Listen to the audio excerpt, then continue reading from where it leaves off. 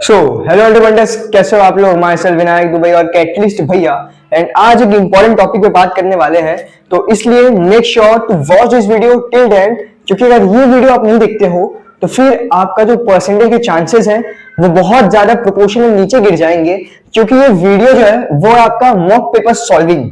अब ये आपको जनरली कोई इतना पता नहीं चलता, ना कोई इसके ऊपर इतना फोकस करता है, बट जो टॉपर्स होते हैं और जो एक ऐसे स्टूडेंट्स होते हैं, चाहे कोई भी हो, जिन्होंने अपने बोर्ड एग्जाम में 90% प्लस लाया है, उन सब में एक चीज कॉमन है। देखो, स्ट्रेटेजी अलग हो सकती है, किसी का मैथ्स स्ट्रांग है, किसी का साइंस स्ट्रांग है, बट उन सब में जो एक चीज कॉमन है वो है उन सब ने मॉक पेपर सॉल्व किए हैं। अब वो कैसे किए हैं वो इंपॉर्टेंट है, किस तरीके से करना है वो भी इंपॉर्टेंट है, एंड कौन सी चीजों का ध्यान रखना है ये भी बहुत ज्यादा इंपॉर्टेंट है।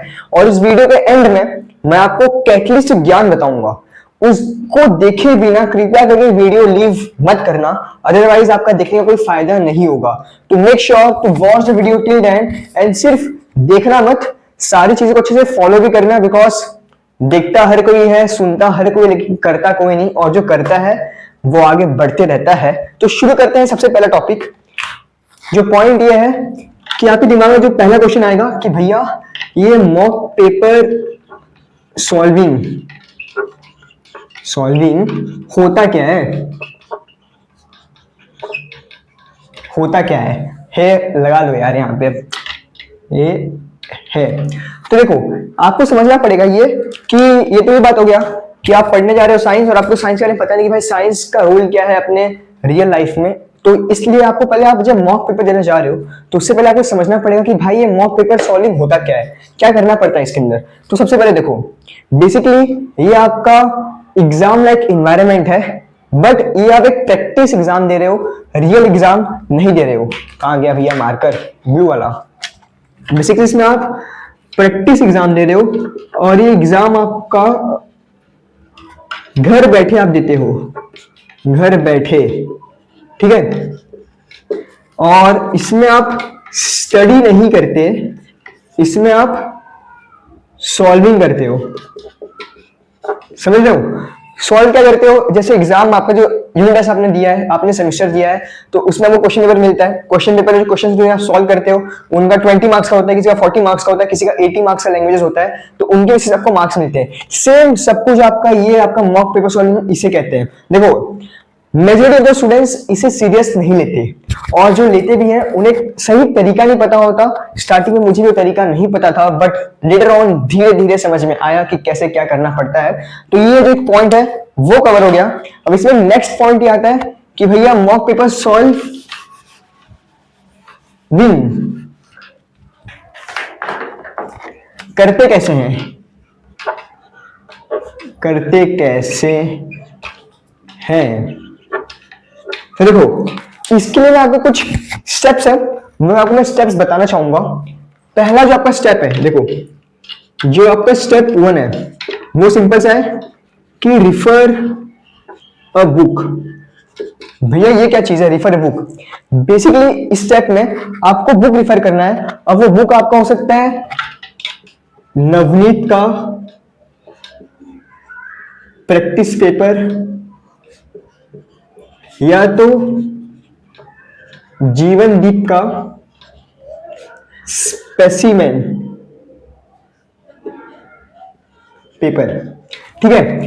ये मार्केट में आपको अवेलेबल है, 300-400 रुपए के आसपास आता है। इस बुक्स में बेसिकली इसमें होता ही है कि इसमें आपके सारे सब्जेक्ट्स के, यानी कि ये जो आपकी जो बुक्स है इसमें आपके सारे सब्जेक्ट्स, इंग्लिश, हिंदी, मराठी, जितने आपके सब्जेक्ट्स हैं, सारे सब्जेक्ट्स के एटलीस्ट 6 से 7 क्वेश्चन पेपर्स होते हैं, जो कि आपके सिलेबस के बेसिस पे होते हैं। तो इसके पास ना बेसिकली इससे आपको बहुत सारे प्रैक्टिस के ऑप्शंस मिल जाते हैं, क्वेश्चन पेपर्स के ऑप्शन मिल जाते हैं। ये आपका पहला स्टेप है कि आपको रिफर करना है बुक। अब सेकंड स्टेप पे हम आए। अब आपको जो स्टेप 2 है, अब ये देखो, घर पर एनवायरनमेंट बनाओ, एनवायरनमेंट बनाओ। क्या भैया घर पे माहौल बनाना है क्या? नहीं यार मेरे लाडलो और लाडली हो, इन्वायरमेंट बनाओ। यानी कि देखो यार, जहां पे शोर शराबा होता है वहां पे पढ़ाई नहीं हो पाती, आपको पता है, बड़े अच्छे से पता है। तो बेसिकली जब आप ये टेस्ट दोगे आप जब पेपर सॉल्व करोगे तो उस टाइम पे आपका जो घर पे जो इन्वायरमेंट है वो आपको फेवरेबल रहना चाहिए आपके एग्जाम के इन्वायरमेंट से, यानी जो आपका जो घर का इन्वायरमेंट है वो आपका एग्जाम हॉल वाला इन्वायरमेंट के बराबर होना चाहिए, यानी कोई आपको डिस्टर्बेंस ना हो।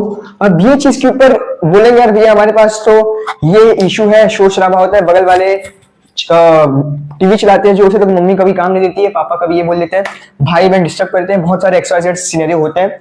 मेरे टाइम में भी सेम ऐसे सिनेरियोस थे। अब उसको कैसे ओवरकम करना है ये आपको मैं लास्ट में बताता हूँ, उसका टेंशन मत लो। पहले हम नेक्स्ट स्टेप पे जाते हैं, यहाँ पे स्टेप 3 है। अब ये स्टेप में क्या है कि इसमें टाइमर लगाओ। क्या बात है भैया, टाइमर लगाओ। टाइमर तो आपका टिक टिक चालू हो गया कि बोर्ड एग्जाम में उल्टी गिनती चालू होते जा रही है। 40 दिन बचे हैं, ऐसे 20 दिन बचेगा, फिर 10 दिन बचेगा और सिर्फ 1 day to go for your board exam 2026।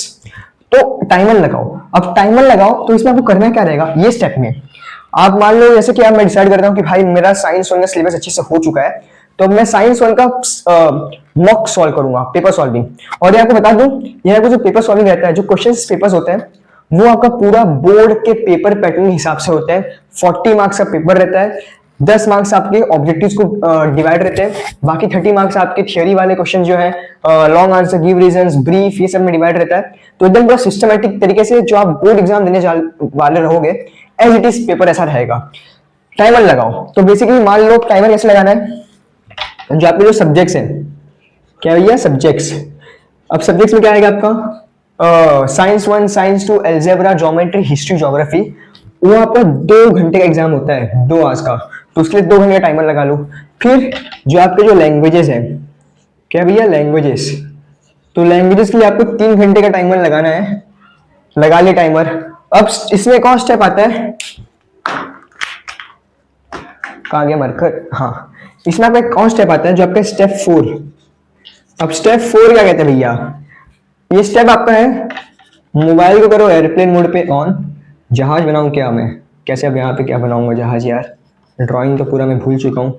Airplane mode पे करो ऑन और मिडिल पेजेस का करो जुगाड़।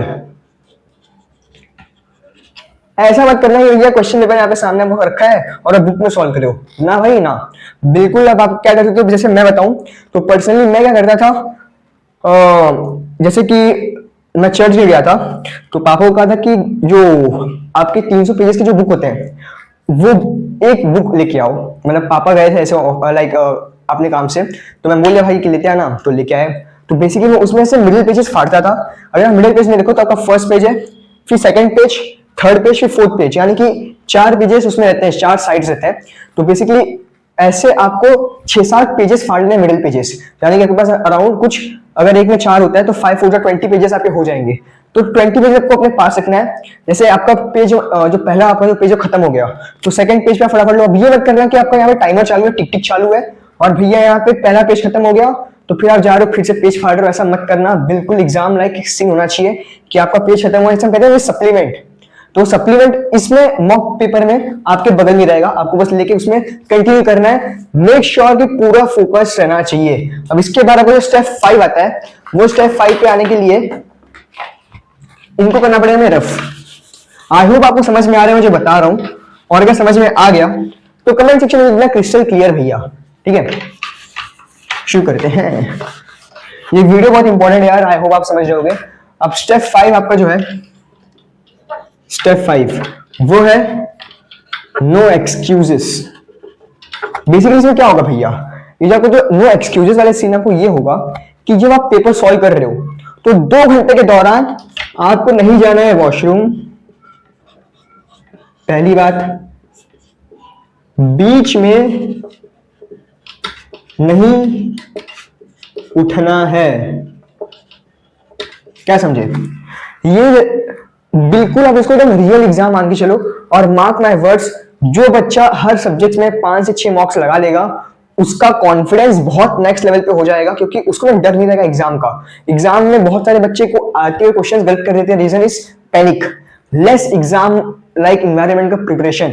तो वो आपको घर पे वही करना है। एग्जाम रूम में आप जब पेपर देते हो क्या बोल के चले जाते हो कि अरे यार मैं अभी मन नहीं कर रहा है मिस, मैं नेक्स्ट क्वेश्चन 1 घंटे बाद सॉल्व करूंगा, 10 मिनट बाद सॉल्व करूंगा, नहीं ना। इमरजेंसी रहता है तब आप वॉशरूम जाते हो, जो कि इसमें भी अलाउ है, but again I will try कि पहले पेपर स्टार्ट से पहले अपना सब करके एकदम तैयार रहो, नो एक्सक्यूजेस बीच में आना चाहिए। तीसरा पॉइंट आपका ये होना चाहिए कि क्वेश्चन को मतलब ट्रीट करो रियल में।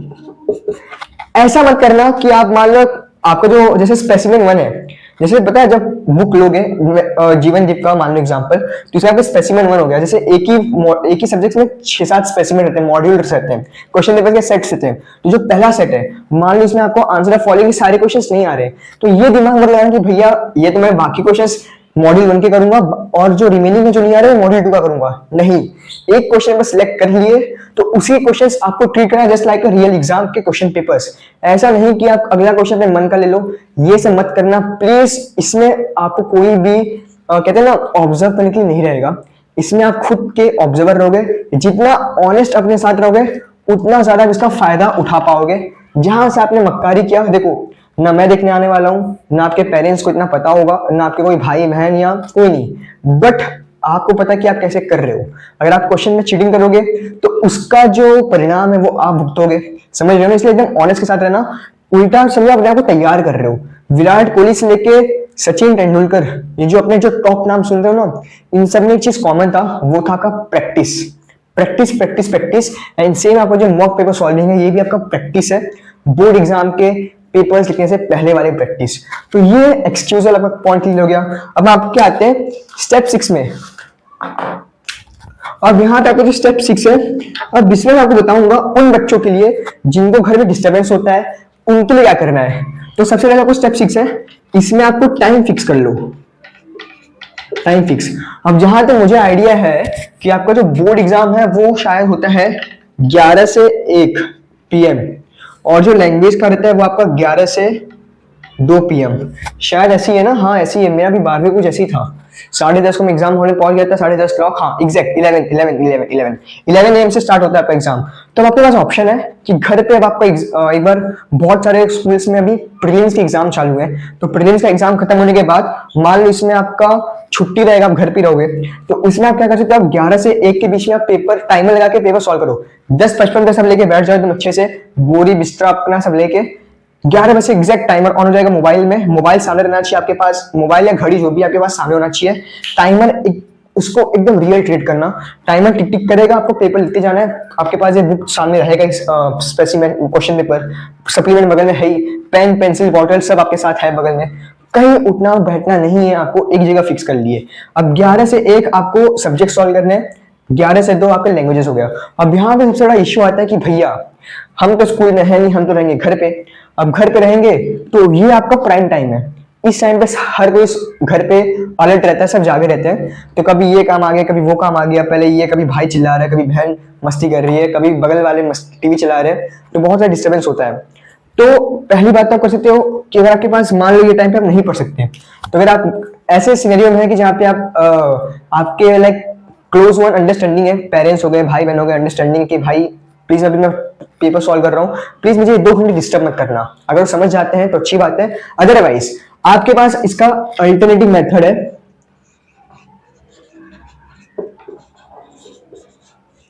वो ये है कि अगर आप अर्ली राइजर हो तो उस टाइम पे मॉक सॉल्व करो जब आपको कोई डिस्टर्ब नहीं करने वाला हो। यानी कि अगर मैं आपको पर्सनल बताऊं, तो अगर मेरी बात बताऊं, यानी आपके जो कैटलिस्ट भैया हैं, मैं 5 AM से 7 AM सब्जेक्ट्स को सॉल्व करता था, एंड 5 से 8 AM लैंग्वेजेस को सॉल्व करता था। अब मैं आपको अपना सीन बताता हूँ, मेरे यहाँ भी सेम प्रॉब्लम था। मैं जब 10th में था तो मैं चौल में रहता था। अब चौल में रहता था तो बेसिकली जानते हो कि चौल में सब रूम्स सटे सटे रहते हैं बगल बगल में, तो आवाज होती है। कभी सुबह की बात कर रहा हूँ, इस टाइम का मुझे भी करना था बट मैं कर नहीं पाया क्योंकि यहाँ पे शोर शराबा होता है, कभी ये हो गया। और चौल में पता है अभी तो चौल में शायद टंकियां लग गई है। जब मैं 10th में था तो बेसिकली हमें पानी आता था, तो जब पानी आता तो भाई हमें बाल्टी में भरना पड़ता था, 1 से 1.5 घंटे पूरा भरने में चला जाता था पानी, तो वो सिस्टम था। तो डिस्टर्बेंस बहुत होता था।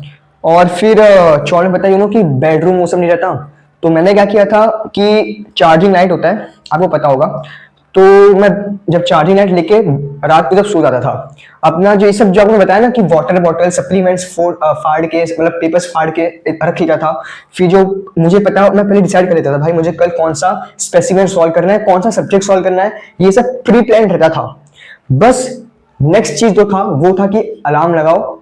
4:50 AM का अलार्म लग जाता था, मैं उठ जाता था, चार्जिंग लाइट ऑन लेके सब बेड पे बैठ जाता था, जो कि बैठना नहीं चाहिए यार। ट्राई करो कि बेड पे बैठ के मत पढ़ो, जमीन पे बैठ के आता हूँ स्टडी टेबल तो उस पे बैठ के पढ़ो, प्लीज बेड पे बैठ के पढ़ना अवॉइड करो।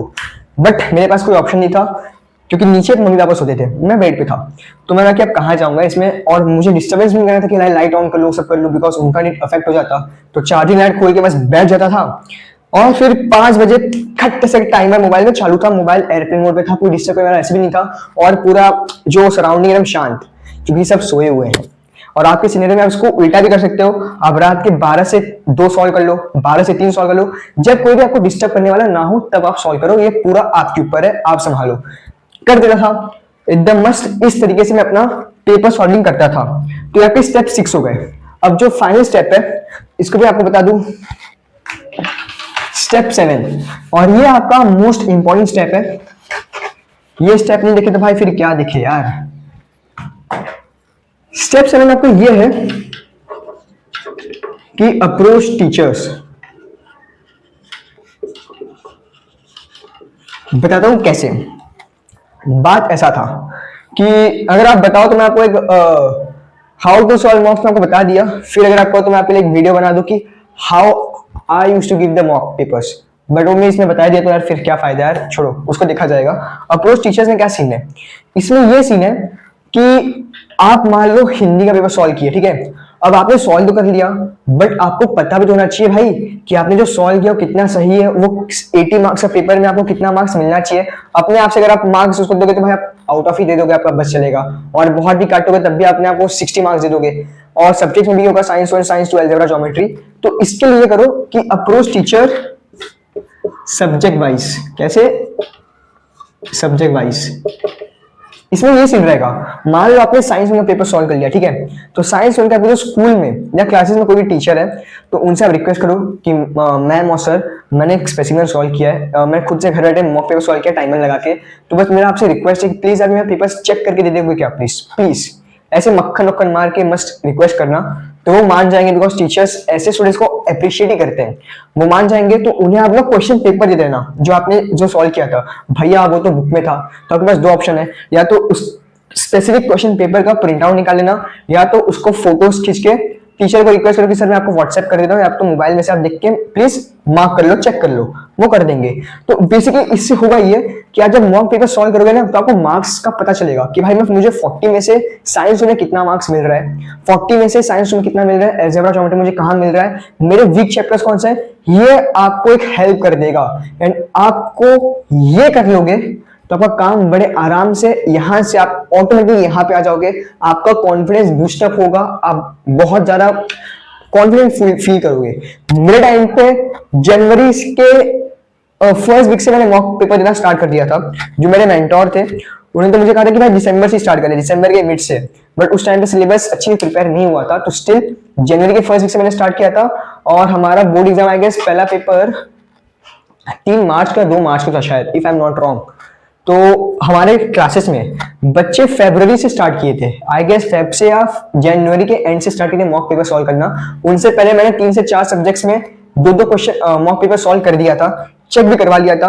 मैं अपना हिंदी का मॉक पेपर स्कूल की, जो हमारे स्कूल में मिस थी, वो एक मिस जो हमें पढ़ाती थी, और एक मिस थी जो कि मॉडरेटर थी बोर्ड एग्जाम की, आई मीन है, तो उनसे मैं पेपर चेक करवा लेता था। तो मुझे अगर आप नोटिस करोगे तो मुझे पहले पेपर में 80 में से हिंदी का आगे कुछ 55 आया था। एंड जब ना पहला मॉक था, फर्स्ट मॉक, उसमें मुझे कुछ 55 आया था आउट ऑफ 80 हिंदी में। एंड मेरा बोर्ड एग्जाम के लास्ट मॉक में 71 आया था आउट ऑफ 80 हिंदी में। एंड बोर्ड एग्जाम जो आपका रियल है उसमें मुझे भैया 74 आया है आउट ऑफ 80। समझ लो कहा मैं यहाँ था, यहाँ से मैं यहाँ आया, यहाँ से एक्चुअली में यहाँ आया, और आपके साथ भी सेम यही सीन होने वाला है। तो मेक श्योर कि डोंट टेक इट लाइटली। ये पूरा मैं आपको अच्छे से बता दिया। अब लास्ट पॉइंट में आते हैं कि भैया कैटलिस्ट ज्ञान क्या है जो आप बताने वाले थे। तो देखो यार कैटलिस्ट ज्ञान बहुत इंपॉर्टेंट है, उसको आप आई होप यहाँ तक वीडियो देखा हो, उनमें बहुत अच्छा चीज समझने को मिला होगा। एंड अब बात करते हैं आपके कैटलिस्ट ज्ञान के ऊपर। हैशटैग कैटलिस्ट ज्ञान। और जो कैटलिस्ट ज्ञान है वो ये है कि सबसे पहले आपको एक सब्जेक्ट में 4 से 5 मॉक पेपर सॉल्व करना है। समझ रहे हो? यानी कि आपका जो स्ट्रॉन्ग सब्जेक्ट है, मान लो तो आपके जो स्ट्रॉन्ग है उसमें आप 2 से 3 करोगे काम हो जाएगा। बट जो आपके ऐसे सब्जेक्ट जिसमें आपको कॉन्फिडेंस की जरूरत है उसमें आपको 4 से 5 मॉक पेपर सॉल्व करने पड़ेंगे। मेन फोकस आपका अगेन लैंग्वेज के ऊपर होना चाहिए। लैंग्वेज को प्लीज, लैंग्वेजेस का स्पेसिफिकली लैंग्वेजेस के तो भैया मैं कह रहा हूं आपको 4 सॉल्व करना ही चलना है, 4 मॉक आपको देना ही देना है, कंपलसरी मान लो प्लीज। इससे होगा ये कि आपका जो पेपर है ना आपको आइडिया लग जाए कि भाई मैं 3 घंटे में कितना कंप्लीट कर पा रहा हूं। क्योंकि मेजॉरिटी ऑफ स्टूडेंट्स का बोर्ड एग्जाम में लैंग्वेज का पेपर छूट जाता है, तो वो आपके साथ नहीं होना चाहिए। तो ये सीन क्लियर हो गया, आपको 4 पेपर देना है। अब सेकंड पॉइंट आपका ये आता है कि 15 फेब से मॉक पेपर मत देना, क्योंकि जितना आपको देना है वो आप 15 फेब के आसपास ही देना। उसके बाद मॉक पेपर आप सॉल्व मत करना, क्योंकि उसके आगे का जो पूरा फोकस होना चाहिए वो आपका सिर्फ और सिर्फ रिवीजन पे होना चाहिए। पहला पेपर आपका मराठी रहेगा 23 फरवरी को। अगर आप इंग्लिश मीडियम के हो तो 23 आपको पहला पेपर मराठी, जिसमें आपको आराम से 7-8 दिन का गैप मिल जा रहा है, जो कि सफिशिएंट है।